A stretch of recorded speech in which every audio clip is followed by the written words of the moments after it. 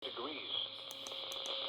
Fire weather watch in effect from Wednesday morning through Wednesday evening for Colorado, Wharton, Jackson, and Matagorda counties. Fire weather zones in the watch are 210, 226, 235, 236, 335, 336, and 436. The National Weather Service in Houston, Galveston has issued a fire weather watch, which is in effect from Wednesday morning through Wednesday evening. Affected area, fire weather zones 210, 226, 235, 236, 335, 336, and 436. Winds of 20 to 30 miles per hour with gusts up to 40 miles per hour. Humidity 20 to 25% in packs.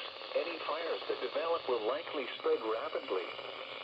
Outdoor burning is not recommended. A fire weather watch means that critical fire weather conditions are forecast to occur. Listen for later forecasts and possible red flag warnings. Here is